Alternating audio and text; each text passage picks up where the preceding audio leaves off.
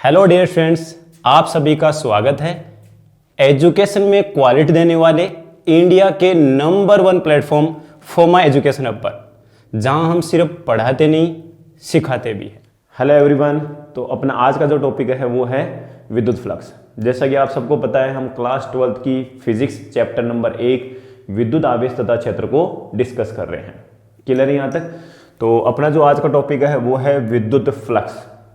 देखो बच्चों, इसके डेफिनेशन याद करने की सीधी ट्रिक है, पहले आप वर्ड को समझो। विद्युत फ्लक्स है, विद्युत का मतलब क्या हो गया? नॉर्मल सा जहां भी आवेश है उसके चारों तरफ कुछ बल रेखाएं होती है, सिंपल जी बात है, जिन्हें हम विद्युत बल रेखाएं कहते हैं। और फ्लक्स का मतलब उनका प्रवाह है। इसका मतलब विद्युत बल रेखाओं का प्रवाह है। कहां से? किसी पृष्ठ से कितनी विद्युत बल रेखाएं निकल रही है, वही विद्युत फ्लक्स है। फ्लक्स का मतलब प्रवाह है, विद्युत का मतलब वही विद्युत बल रेखा है। हम विद्युत को किससे दर्शाते हैं? काल्पनिक बल रेखाओं से, जिन्हें हम विद्युत बल रेखाएं या विद्युत क्षेत्र रेखाएं कहते हैं।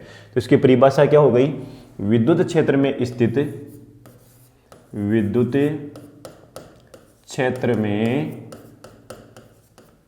स्थित किसी पृष्ठ के तल के लंबवत, तल के लंबवत गुजरने वाली, तल के लंबवत गुजरने वाली कुल विद्युत बल रेखाओं की संख्या, कुल विद्युत बल रेखाओं की संख्या या विद्युत क्षेत्र रेखाओं की संख्या, विद्युत क्षेत्र रेखाओं की संख्या को ही हम क्या कहेंगे? उस पृष्ठ से संबद्ध संख्या को हम क्या कहेंगे? उस पृष्ठ से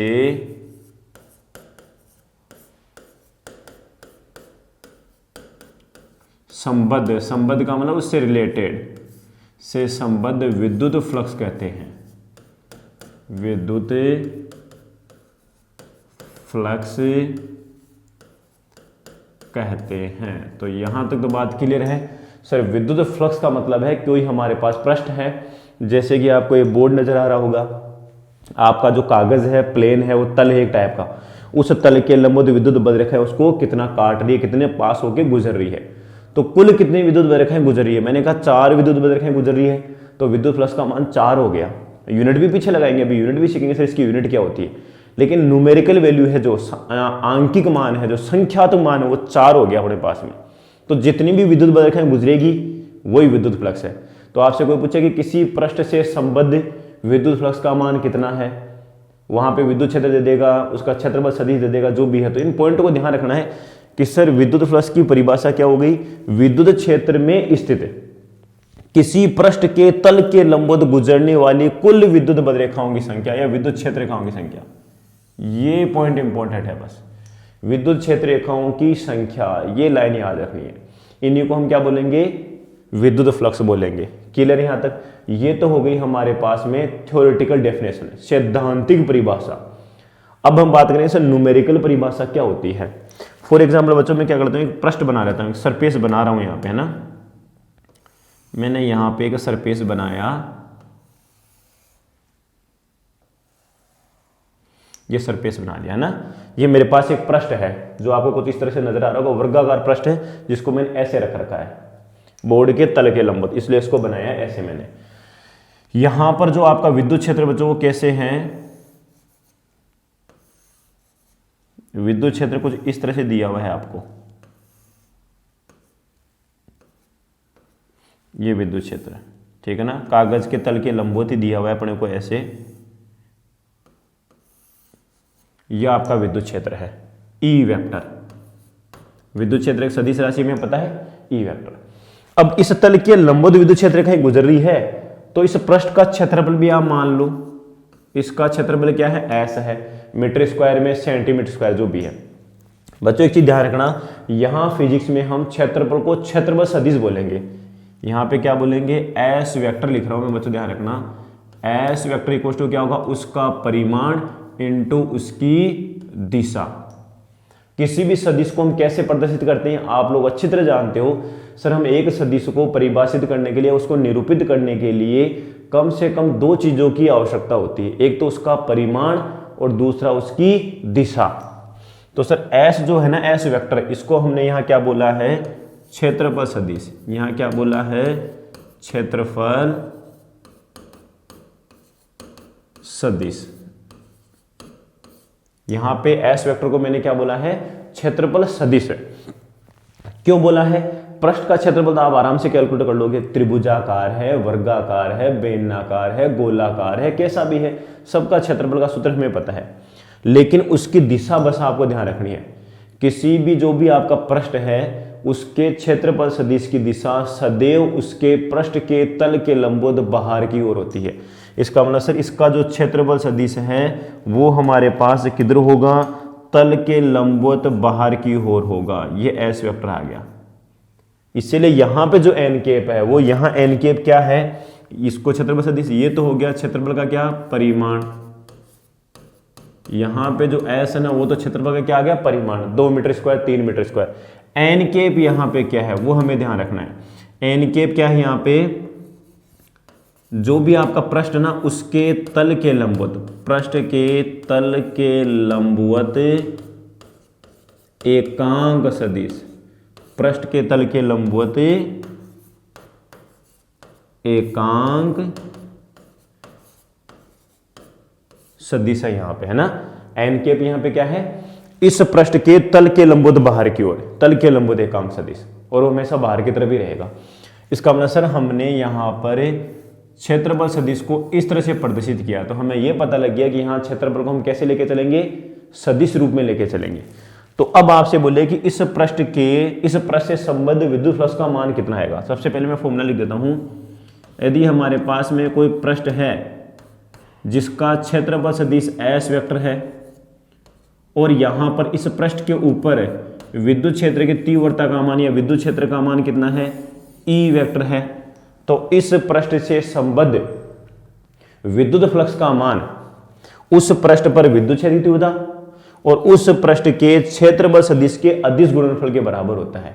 इसका मतलब सर यहां इस पृष्ठ पर विद्युत क्षेत्र की तीव्रता कितनी है और इस पृष्ठ का क्षेत्रफल सदिश क्या है। क्षेत्रफल सदिश कोई टफ चीज नहीं है, सिंपल है, क्षेत्रफल निकाल लो और उसकी दिशा दे दो, आई केप, जे केप, के केप, सर एक्स में है कि वाई में है कि जेड दिशा में है, उसके हिसाब से हम दिशा लगा देंगे। सिंपल सी बात है। अगर हमने सदिश अच्छे से 11th पढ़े होंगे तो हम आराम से इस क्वेश्चन को कर सकते हैं। तो किसी भी पृष्ठ से संबंधित विद्युत फ्लक्स का जो मैथमेटिकल एक्सप्रेशन है, बी आपका जो क्या बोलेंगे उसको गणितीय सूत्र है, वो क्या है, ये है गणितीय सूत्र। मतलब यहां से हम क्या ले सकते हैं कि किसी भी पृष्ठ से संबंध जो विद्युत फ्लक्स होता है वो किसके बराबर है, किसी पृष्ठ से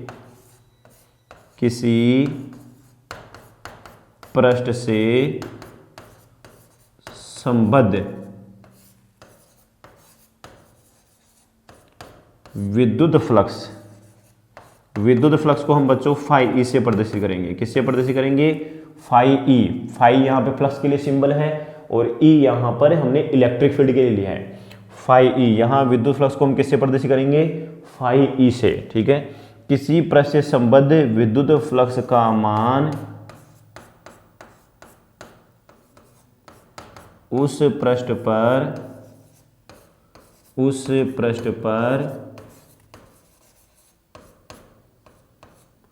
विद्युत क्षेत्र की तीव्रता तथा पृष्ठ के क्षेत्रफल सदिश तथा पृष्ठ के क्षेत्रफल सदिश, पृष्ठ के क्षेत्रफल सदिश के अदिश गुणनफल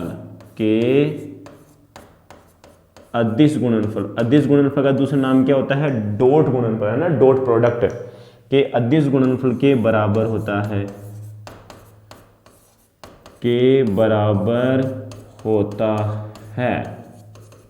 जिनको वेक्टर्स में दिक्कत आती है तो हम 11th क्लास की जो वेक्टर्स वाला चैप्टर है बेसिक मैथमेटिक्स, उसमें वेक्टर्स को कंप्लीटली डिस्कस करेंगे, जहां पे सदिशों का अदिश गुणनफल क्या होता है, सदिशों का सदिश गुणनफल क्या होता है।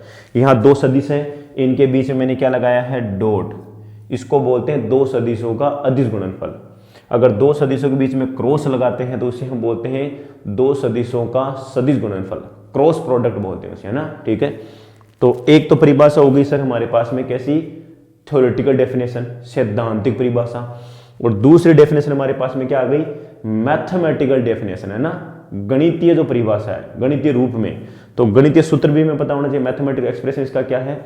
जो इलेक्ट्रिक फ्लक्स होता है, जो विद्युत फ्लक्स होता है, वो क्या है, विद्युत क्षेत्र की तीव्रता और उस पृष्ठ के क्षेत्रफल सदिश का अदिश गुणनफल होता है। क्लियर है यहां तक बात। चलो अब जब हम इस डॉट प्रोडक्ट को ओपन करते हैं, देखो बच्चों, जब हम इस डॉट प्रोडक्ट को मतलब अदिश गुणनफल को ओपन करेंगे तो हमारे पास में ये फॉर्मूला क्या बन जाएगा सर, ये बन जाएगा ई एस कोस थीटा। ये फॉर्मूला क्या बन गया, ई एस कोस थीटा। यहाँ पे ई और एस तो हमें पता ही है, ई विद्युत क्षेत्र की तीव्रता का परिमाण है, एस जो हमारे पास क्षेत्रफल सदिश था उसका परिमाण है, और कोस थीटा यहाँ पर क्या है, ई और एस के बीच जो कोण है उसकी कोज्या है, कोस थीटा। कोस को हम कोज्या बोलते हैं, साइन को हम ज्या बोलते हैं, और टेन थीटा को हम टेंजेंट या स्पर्ज्या बोलेंगे। ठीक है ना। तो तीन तरह के हमारे पास में त्रिकोणमितीय अनुपात होते हैं, मेन साइन, कोस और टेन। साइन को हम हिंदी में बोलते हैं ज्या, कोस को हम हिंदी में बोलते हैं कोज्या, और टेन को हम हिंदी में बोलेंगे स्पर्ज्या। तो यहां पर जो कोस थीटा है वो ई और एस के मध्य कोण की क्या है, कोज्या है। तो बच्चों ध्यान रखना, हमें यहाँ पे थीटा कौन सा लेना है, विद्युत क्षेत्र की तीव्रता और क्षेत्रफल सदिश के बीच ही कोण लेना है। इसके अलावा अगर कोई भी कोण देता है तो न्यूमेरिकल गलत हो जाएगा। तो न्यूमेरिकल में हमें ज़्यादा स्पेशल ध्यान देना है कि यहाँ थीटा किसके बीच होना चाहिए, ई और एस के बीच होना चाहिए। तो थोड़ी सी प्रैक्टिस कर लेते हैं कि सर हाँ किस तरह से यहाँ पे कोण बनते हैं। चलो देखो, यहाँ पे हमने जो फॉर्मूला लिखा है वो फॉर्मूला क्या था हमारा, एक बार मैं दोबारा से यहाँ लिख देता हूँ। Phi E equals to sir आपने लिखा ई एस कोस थीटा। ठीक है, मतलब ये फॉर्मूला हमारे पास कहाँ से आया, विद्युत क्षेत्र की तीव्रता और क्षेत्रफल सदिश जो है उसके अदिश गुणनफल से आया। ठीक है, अब यहाँ से इंपॉर्टेंट चीज़ें क्या है बस ध्यान रखना। सबसे पहली इंपॉर्टेंट चीज़ है विद्युत फ्लक्स एक अदिश राशि है। विद्युत फ्लक्स एक अदिश राशि है। विद्युत फ्लक्स एक अदिश राशि है क्योंकि यह विद्युत बलरेखाओं की संख्या है, और संख्या है तो अदिश राशि होगी, सिंपल सी बात है। दूसरा पॉइंट, विद्युत फ्लक्स का एसआई मात्रक। देखो बच्चों यहां पे विद्युत फ्लक्स का एसआई मात्रक, देखो बच्चों एसआई मात्रक कहां से कैलकुलेट, इसके एसआई मात्रक दो होते हैं। पहले मैं यहां लिख लेता हूं और दूसरा भी यहां पे पॉइंट डाल लेता हूं। पहला मात्रक देखो बच्चों, कोस थीटा। कोस थीटा कोई मात्रक होता नहीं है। विद्युत क्षेत्र की तीव्रता का मात्रक आपको पता नहीं क्या लिखा था हमने, न्यूटन पर कूलम। और क्षेत्रफल का मात्रक क्या होता है, मीटर स्क्वायर। तो एक मात्रक तो हो गया अपने पास में क्या, न्यूटन इंटू मीटर स्क्वायर, और डिवाइडेड बाय क्या हो गया, कूलम। एक मात्रक तो अपने पास में ये हो गया, ये हमें मात्रक याद रखना है। दूसरा मात्रक देखो बच्चों अपने पास में क्या आ रहा है, सर विद्युत क्षेत्र की तीव्रता का एक मात्रक आपने और बताया था वोल्ट बटे मीटर, याद है ना, वोल्ट बटे मीटर। सर एक मात्रक आपने बताया था वोल्ट बटे मीटर। क्षेत्रफल का सबको पता ही है मीटर स्क्वायर होता है। इसका मतलब एक मात्र मीटर से एक मीटर कैंसिल तो क्या आ गया, वोल्ट इंटू मीटर। तो दूसरा मात्रक भी हमें याद रखना है। दूसरा मात्रक क्या हो जाएगा बच्चों यहाँ पे, वोल्ट इंटू मीटर।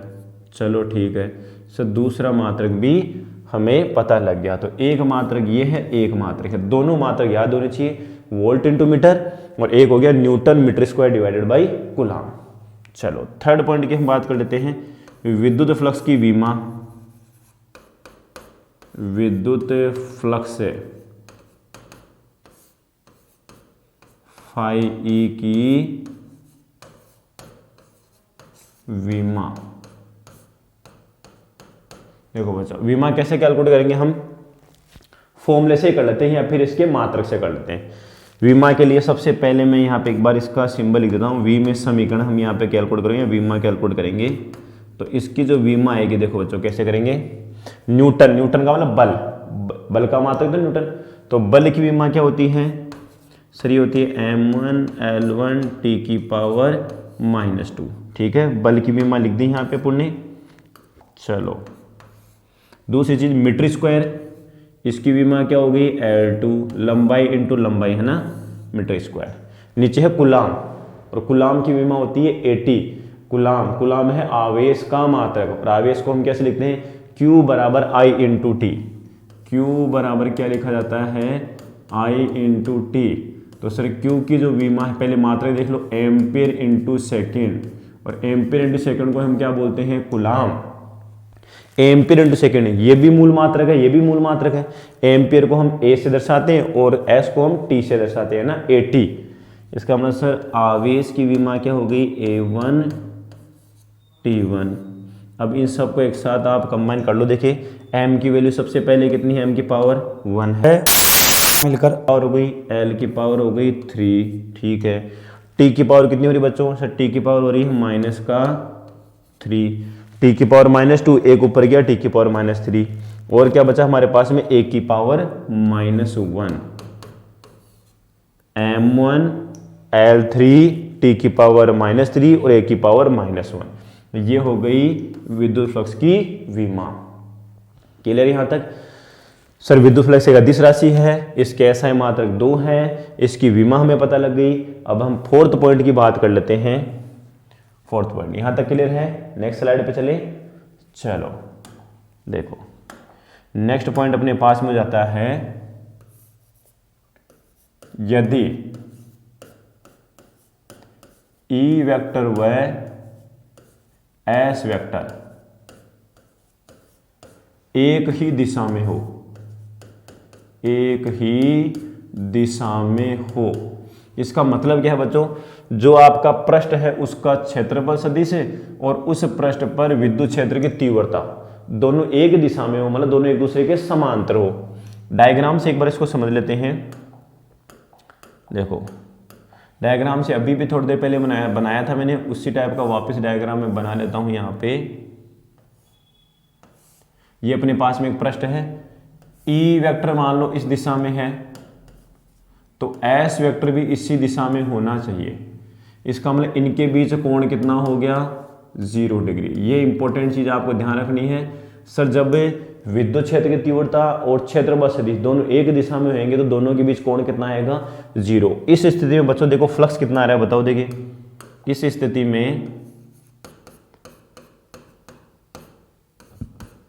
स्थिति में फाई का मान आ जाएगा ES कोस 0 डिग्री, और कोस 0 का मान होता है बच्चों कितना, 1।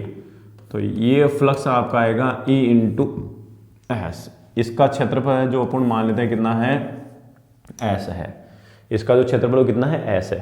तो ये फ्लक्स सबसे पहली बात तो धनात्मक है बच्चों, ध्यान रखना। ये फ्लक्स कैसा रहेगा, धनात्मक रहेगा और अधिकतम रहेगा। धनात्मक है, फ्लक्स का मान अधिकतम रहेगा, और साथ में ही इस फ्लक्स का नाम भी और नाम याद रखना है, इसको हम बोलते हैं प्रवेशित फ्लक्स। क्या बोलेंगे बच्चों इसको, प्रवेशित या निवेशी फ्लक्स बोल दो आप, प्रवेशी फ्लक्स। अंदर की तरफ जो प्रवेश फ्लक्स करता है वो, सॉरी गलत दिख दिया, यहाँ पे प्रवेश नहीं, निर्गत फ्लक्स आएगा। एक मिनट, बाहर की तरफ है ना ये, तो यहाँ पे हम लिखेंगे इस फ्लक्स का नाम क्या है, निर्गत फ्लक्स। निर्गत फ्लक्स, निर्गत फ्लक्स कैसे है, डायग्राम में देखो एक बार। इस फ्लक्स का नाम रहेगा निर्गत फ्लक्स। तो कोई आपसे बोलेगा निर्गत फ्लक्स कब होता है, क्षेत्रफल सदिश हमेशा पृष्ठ के तल के लंबवत बाहर होता है, तो विद्युत क्षेत्र रेखाओं को भी बाहर आना पड़ेगा। उस पृष्ठ के लंबवत जैसे कमरा है, कमरे से बाहर की तरफ अगर विद्युत बद्ध रेखाएं जा रही है तो हम बोलेंगे कि फ्लक्स को हम क्या बोलेंगे, निर्गत फ्लक्स। तो यहाँ पे जो फ्लक्स है वो निर्गत फ्लक्स है। कब है, जब थीटा का मान 0 होगा। थीटा का मान 0 कब होगा, जब हमारा पृष्ठ विद्युत क्षेत्र रेखाओं के लंबवत होगा। एक बात तो ये बोली यहाँ पे, बिल्कुल से लंबवत होना चाहिए। या दूसरी चीज क्या बोलोगे, इस पृष्ठ का जो अभिलंब है, मतलब जो क्षेत्रफल सदिश है, वह विद्युत क्षेत्र की दिशा में ही है। क्लियर है? दो तरह से क्वेश्चन बनते हैं। जैसे आपको बोले कि पृष्ठ विद्युत क्षेत्र का होगा लंबवत है, तो बच्चा थीटा बराबर 90 डिग्री ले लेता है, जो कि गलत है। यहाँ पे थीटा किसके बीच था पता है ना? पृष्ठ द्वारा विद्युत क्षेत्र के साथ बनाया गया कोण नहीं है, पृष्ठ के अभिलंब द्वारा, पृष्ठ के अभिलंब द्वारा। और अभिलंब को हमने क्या बोला यहाँ पे? क्षेत्रफल सदिश की दिशा। तो क्षेत्रफल की दिशा को, क्षेत्रफल सदिश की दिशा कौन बताएगा? पृष्ठ के तल के लंबवत खींचा गया अभिलंब। तो दो तरह से लैंग्वेज चेंज हो रही है। पृष्ठ विद्युत क्षेत्र के लंबवत रखा है तो भी थीटा 0 डिग्री है यहाँ पे, तो थीटा क्या है यहाँ पे 0 डिग्री। या दूसरी चीज, पृष्ठ के तल पे खींचा गया जो अभिलंब है वह विद्युत क्षेत्र के साथ 0 डिग्री कोण बनाता है, मतलब क्षेत्रफल सदिश विद्युत क्षेत्र की तीव्रता के साथ 0 डिग्री कोण बनाता है। दोनों बात सेम ही है, ठीक है। तो इस फ्लक्स को हम बोलेंगे निर्गत फ्लक्स, और ये फ्लक्स हमेशा बाहर की तरफ रहेगा, ये धनात्मक और अधिकतम होगा। नेक्स्ट पॉइंट मैं लिख दूं, यदि थीटा बराबर 180 डिग्री हो, अर्थात बच्चों क्या है?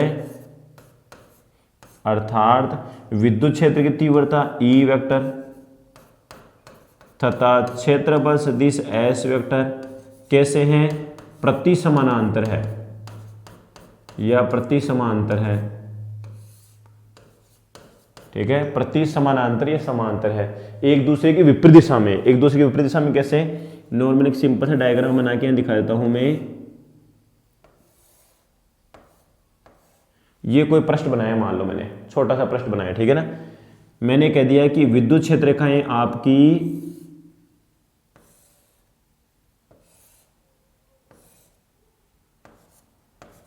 उधर से इधर की तरफ आ रही है, अंदर की तरफ आ रही है मान लो, और इसका जो क्षेत्रफल सदिश है बच्चों, वो क्षेत्रफल सदिश दिया हुआ है आपको बाहर की तरफ, क्षेत्रफल सदिश किधर दिया हुआ है? बाहर की तरफ। और जबकि विद्युत क्षेत्र की दिशा किधर है? विद्युत क्षेत्र की तीव्रता की दिशा इस दिशा में, अंदर की तरफ है। तो सर यहाँ पे थीटा बराबर कितना हो गया? 180 डिग्री। जब थीटा 180 डिग्री हो गया तो मुझे बताओ, देखिए फाई का मान कितना आएगा? सर फाई इक्वल हो जाएगा ई एस कोस 180 डिग्री, और कोस 180 का मान बच्चों होता है -1 है। कोस 180 का मान कितना होता है? -1। तो फ्लक्स का मान कितना हो गया? माइनस का ES है। ये भी मान तो परिमाण तो बराबर ही आ रहा है, यहाँ पे ES था, यहाँ पे -ES है, लेकिन ये फ्लक्स कैसा है? प्रवेशित फ्लक्स। ये फ्लक्स अंदर की तरफ जा रहा है, इसलिए इस फ्लक्स को हम क्या बोलेंगे? प्रवेशित फ्लक्स। और प्रवेशित फ्लक्स हमेशा कैसे होता है? ऋणात्मक। बच्चों एक चीज ध्यान रखना, प्रवेशित फ्लक्स कैसा होगा? ऋणात्मक, ठीक है। तो यहाँ पे फ्लक्स हमारा कैसा है? ऋणात्मक फ्लक्स। बच्चों ध्यान रखना, ऋणात्मक। न्यूमेरिकल में हम ऋणात्मक कब लेंगे?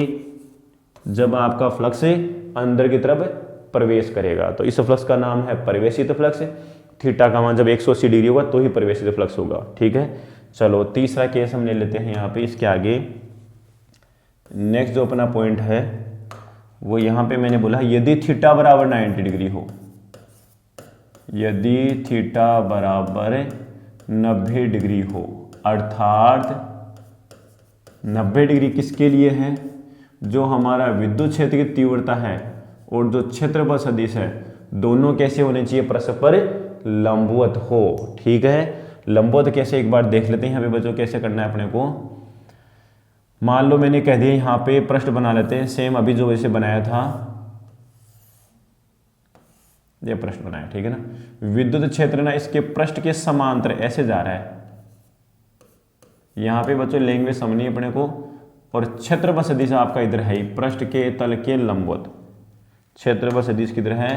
इस दिशा में है, पृष्ठ के तल के लंबवत, और इनके बीच कोण कितना है? 90 डिग्री।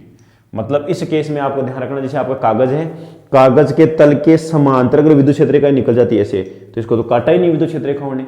और जब विद्युत क्षेत्र रेखाओं ने नहीं काटा तो इस पृष्ठ से संबद्ध ये जो आपका कागज का तल है, इससे संबद्ध विद्युत फ्लक्स का मान कितना हो जाएगा? 0, ठीक है। क्यों ऐसा? Sir phi E equal to कितना हो गया? वही ई एस कोस थीटा, और कोस थीटा है कितना है? 90 डिग्री। और बच्चों कोस 90 की वैल्यू कितनी होती है? 0। कोस 90 का मान 0 होने की वजह से फ्लक्स भी क्या हो गया, 0। जनरली फॉर्मूला ऐसे भी देख सकते हैं और जनरली ऐसे भी समझ सकते हैं। सर जब विद्युत बल रेखाएं पृष्ठ के तल के समांतर निकल गई तो पृष्ठ को जब काटा ही नहीं तो विद्युत फ्लक्स का मान भी कितना हो गया, 0। इसका मतलब जब भी आपका पृष्ठ विद्युत क्षेत्र रेखाओं के समांतर रखा होता है तो देख लो आप, मैंने कहा कि विद्युत क्षेत्र रेखाएं ऐसे जा रही है यूं और इसका क्षेत्रफल सदिश लंबवत ऊपर की तरफ है। तो मुझे एक चीज बताओ, क्षेत्रफल सदिश और विद्युत क्षेत्र रेखाओं के बीच कोण 90 डिग्री बना नहीं बना? एक लैंग्वेज में ऐसे बोल लिया। दूसरा सर हमारा जो पृष्ठ है वो विद्युत क्षेत्र रेखाओं के समांतर है तो कोई बच्चा इसको थीटा बराबर 0 डिग्री ले लेता है। यहाँ थीटा किसके बीच लेना है, दो एंगल आ रहे हैं। अगर पृष्ठ बनाता है तो 0 डिग्री, क्षेत्रफल सदिश बनाता है विद्युत क्षेत्र रेखाओं के साथ तो 90 डिग्री। तो हमें यहाँ फॉर्मूले में विद्युत क्षेत्र की तीव्रता और क्षेत्रफल सदिश के साथ ही लेना है, तल के साथ नहीं लेना है यहाँ पे, ठीक है। इसलिए फ्लक्स 0 हो गया। नेक्स्ट पॉइंट, मान लो बच्चों आपके पास में एक पृष्ठ सतत पृष्ठ है, ये जैसे ये है सतत पृष्ठ। क्या होता है, नॉर्मल हम बना लेते हैं। मान लो एक पृष्ठ है जो कहीं पे खत्म ही नहीं हो रहा, अनंत लंबाई का, या जैसे नॉर्मल मैंने ऐसे बना दिया, ठीक है। इसका पूरे का क्षेत्रफल कितना है, ऐसा है। और मैंने यहाँ पे छोटा सा अल्पांश लिया बच्चों, यहाँ पे एक छोटा सा अल्पांश, इसका क्षेत्रफल सदिश है हमारे पास है मान लो कितना, ds वेक्टर, और परिमाण है ds। तो हमारे पास में पूरा पृष्ठ दिया हुआ है, इसके अल्पांश से निर्गत, देखो किसी पृष्ठ के अल्पांश से संबंध, किसी पृष्ठ के अल्पांश से संबद्ध विद्युत फ्लक्स, अल्पांश से संबद्ध विद्युत फ्लक्स, उसकी वैल्यू आ जाएगी phi E equal to, phi की जगह हम लगाएंगे डी फाई। छोटी चीजों के लिए हम डी फाई वर्ड यूज करते हैं। तो अल्पांश से अगर फ्लक्स लोगे तो डी फाई, और पूरे पृष्ठ से फ्लक्स की बात करें तो लिखेंगे फाई ई। तो डी फाई ई बराबर हो जाएगा, मान लो यहां पर विद्युत क्षेत्र का मान है ई वेक्टर इस पृष्ठ पे, और वो एक जैसा है, मान लो ऐसे बोल दिया आपने, तो केवल इस क्षेत्रफल से निर्गत फ्लक्स या संबंध फ्लक्स कितना हो जाएगा, तो यहाँ केवल क्षेत्रफल हम क्या लेंगे, ds वेक्टर ही लेंगे बच्चों, ध्यान रखना। अगर आपसे कोई अल्पांश की बात करे तो क्षेत्रफल अल्पांश का लेंगे, पूरे की बात करें अब यहाँ पे आपसे बोलेगे पूरे पृष्ठ से संबंध फ्लक्स कितना है। भाई हमारा जो प्रश्न वो सतत है, डिस्क्रीट नहीं है, विविक्त नहीं है, टूटा हुआ नहीं है। टूटा हुआ तो फ्लक्स को जोड़ते जाते क्योंकि फ्लक्स एक अदिश राशि है। तो अब यहां क्या करें, तो अगर हमारे पास में पृष्ठ सतत है, यदि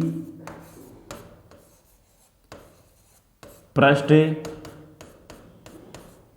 सतत है, कंटिन्यूअस है, तो कुल फ्लक्स का मान कितना आ जाएगा, तो कुल फ्लक्स यहां लिख रहा हूं बच्चों में फाई ई इक्वल्स टू, जो आपने अभी E vector dot ds vector लिखा है ना, इसका हम करेंगे क्या, समाकलन।